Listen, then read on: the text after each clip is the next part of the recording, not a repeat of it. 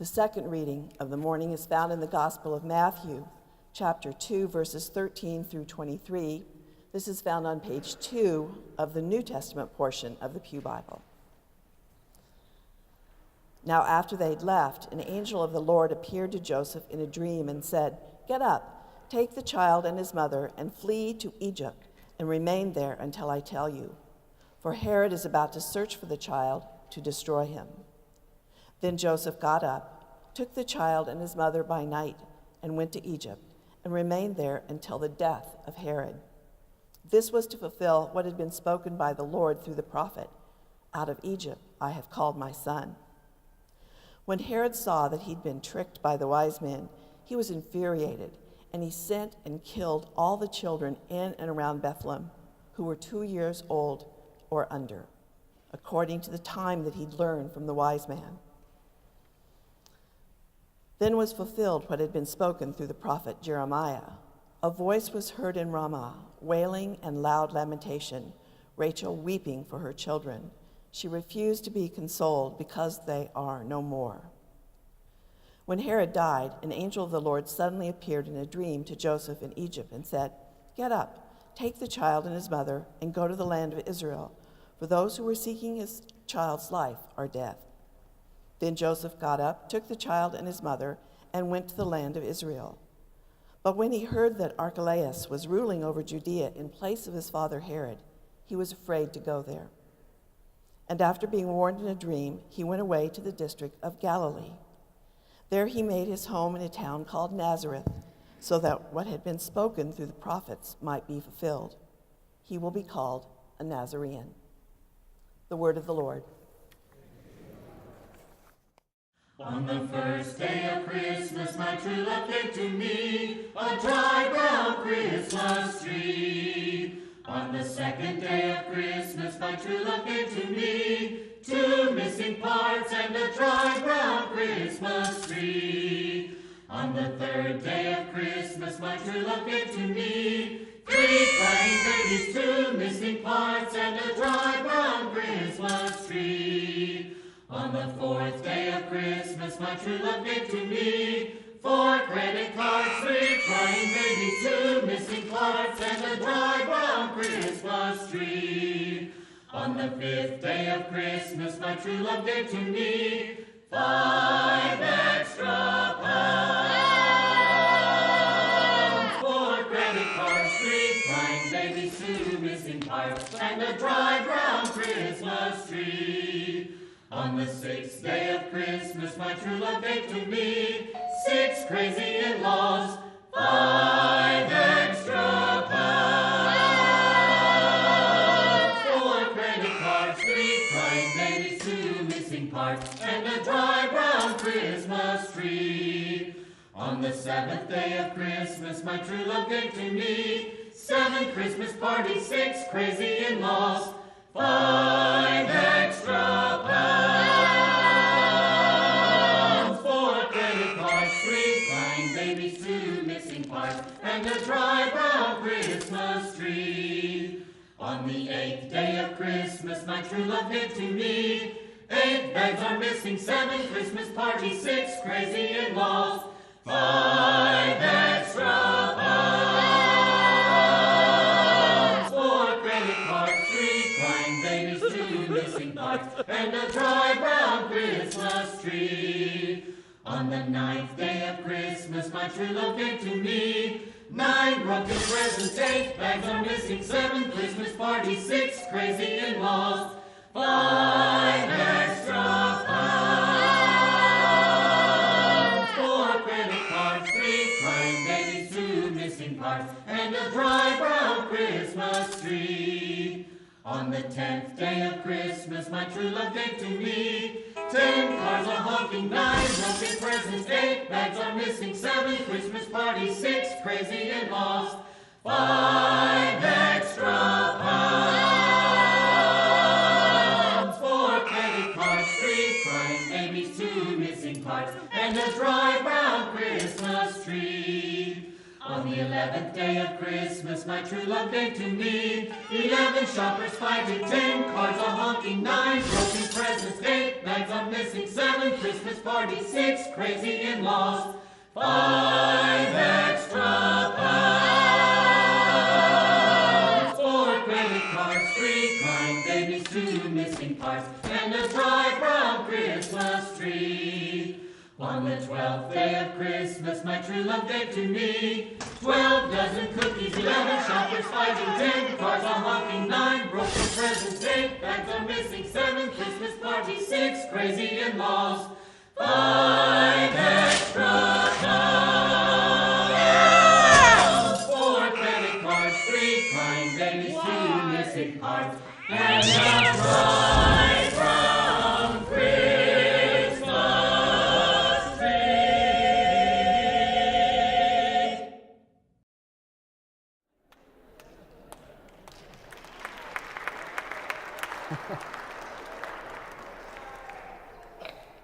Well, I thought that would be a good way for us to begin talking about the 12 days of Christmas. We're all, probably most of us, familiar with that classic song.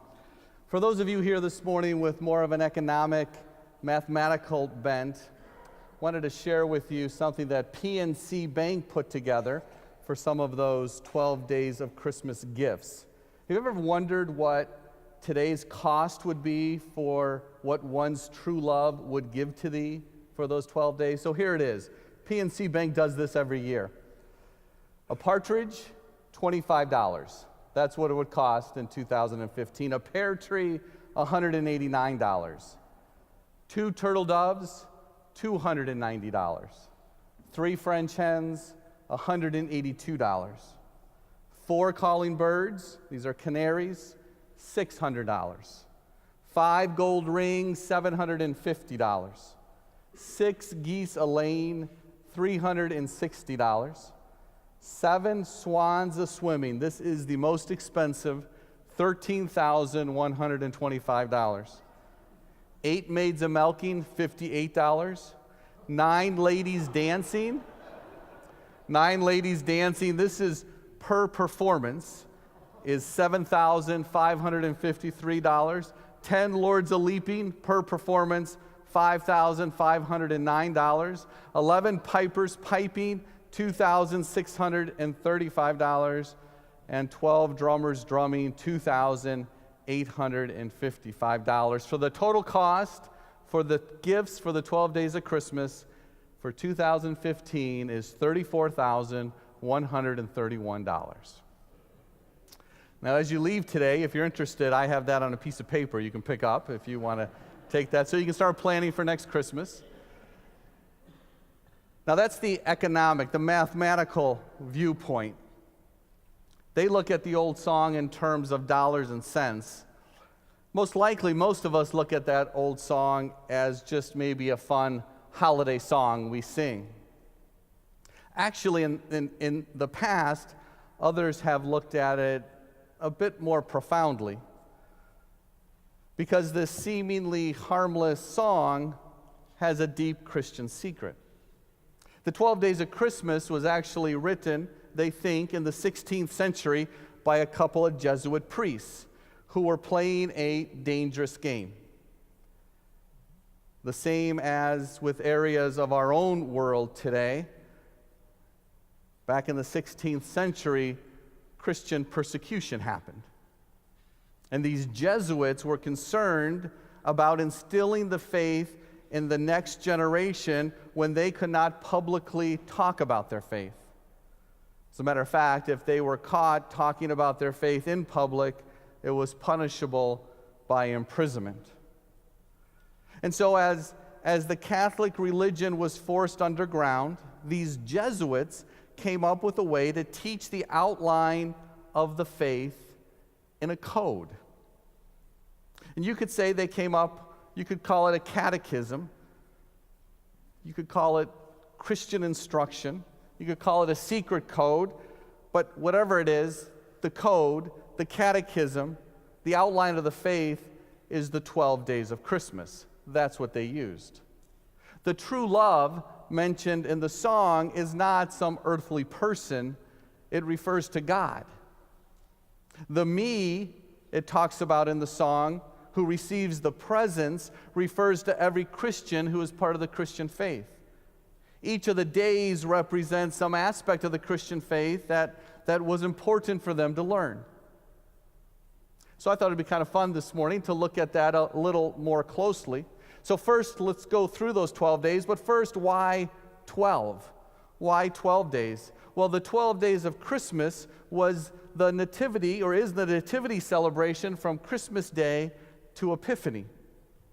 Actually, the 12 days of Christmas is probably the most misunderstood part of the church year. Many people think the 12 days of Christmas are the 12 days prior to Christmas. But in most of the Western church, the 12 days are after Christmas. It is from Christmas until the beginning of Epiphany. And Epiphany celebrates the visit of the three magi, the three wise men, to the Christ child.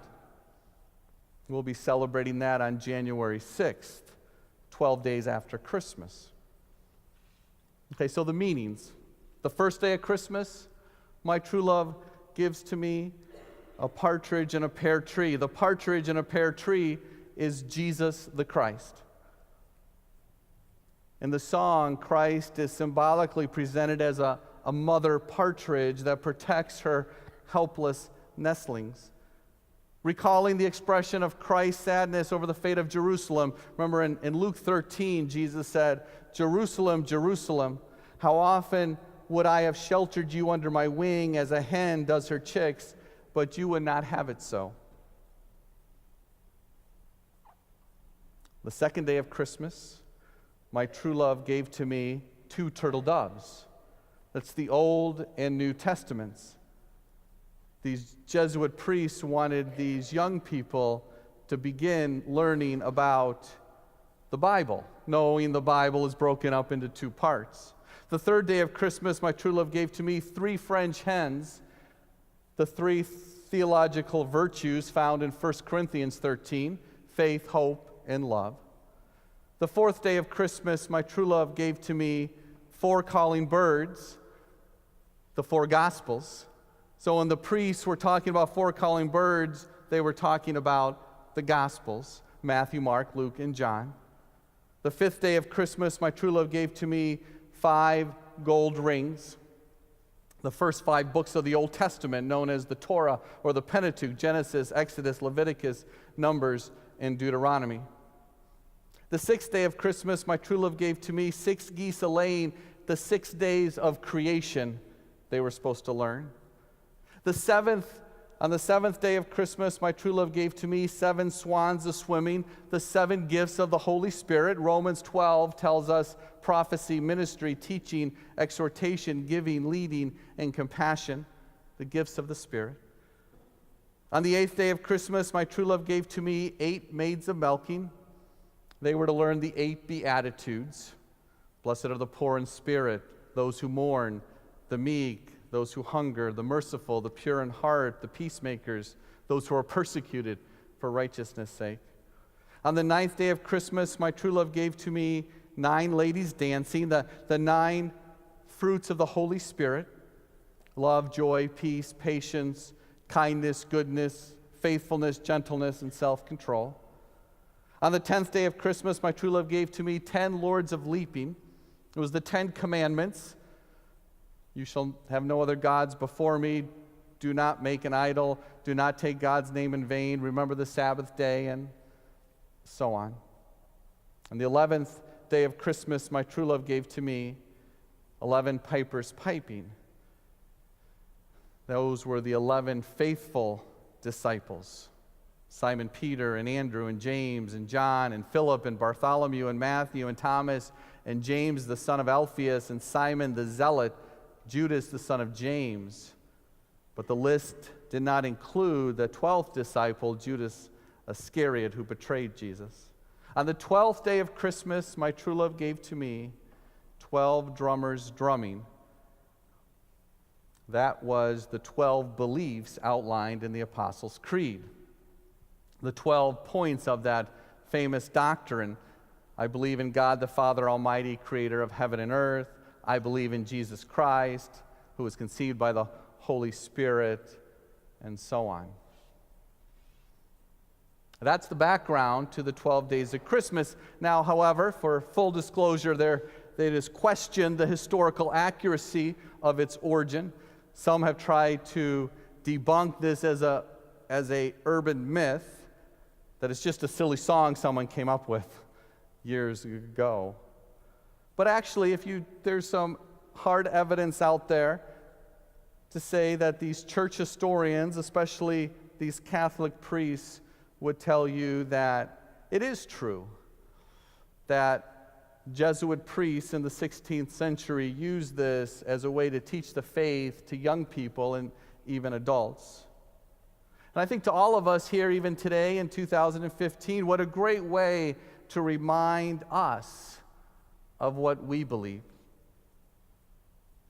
The 12 days between Christmas and Epiphany can be a great time to review and renew our faith. So actually, as you leave, I mentioned those sheets in the back. It's also part of a little packet, is a little devotional from Christmas to Epiphany, and each day to look at each of these 12 days of Christmas. But I wanted to spend the rest of our time together real briefly talking about our passage from Matthew. You know, this story that Gretchen read a few minutes ago immediately follows these 12 days. God sent an angel to appear in Joseph's dream and to warn him to get the Christ child and his mother out of town to go to Egypt. And then the gospel relates probably one of the most cruel and bloody events in the Bible. Even the name that the church has given to this event is ugly. They call it the slaughter of the innocents. That's what the Catholic Church calls it, the slaughter of the innocents. It's one of the most horrible tragedies in history. King Herod was criminally insane, and the Romans had put him in charge of Judea. And although it's little comfort to those mothers in Bethlehem, we need to know that Herod also killed members of his family. He killed mothers and wives and sons and so forth. He was an insane person, paranoid that somebody was going to take over his throne, even his family. So he just killed everybody. And also history records for us still little comfort, but the fact is that Bethlehem was a very, very small village, and there were probably less than a dozen babies killed that night. For the mother whose baby died, there's no comfort in that, not that night. This is a difficult story for Christians, but the theological point that Matthew is trying to make throughout this passage is that God is working his purpose out even in the midst of a world that is dead set against him and his plans.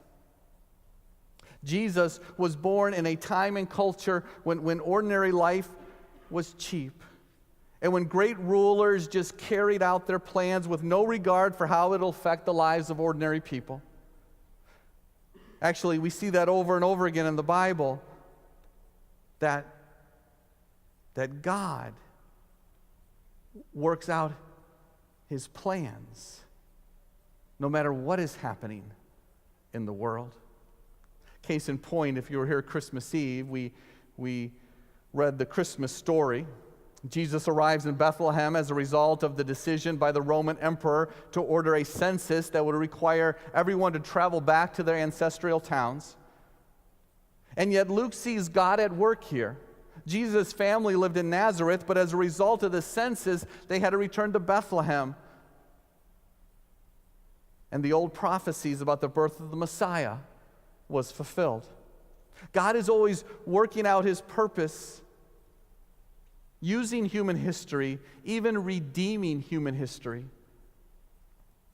Even today, when we read about Christian persecution around the world, we can believe that God works out his purposes. God doesn't cause it, but God can use it. I think we have seen the Western church this past year inspired by the witness of Christians being persecuted by ISIS in the Middle East. Even today, when we read in our own country about worship attendance decline and church decline and moral decay of society, we know that God is still working out God's purposes through you and through me. So Courtney was talking about a few minutes ago.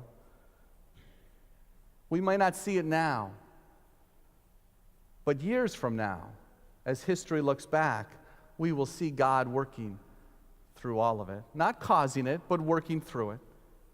Just like in the 16th century, when Catholics had to practice their faith underground, God works out his purposes with the 12 days of Christmas so that the faith would continue. And we have this song today that reminds us of what we believe. So, to remind us of what we believe, let us sing it together. So we're going to do that right now. The words will be up on the screen. You ready? Because this is a little bit long, but we're going to go a little bit fast as well. So if you're able, please stand.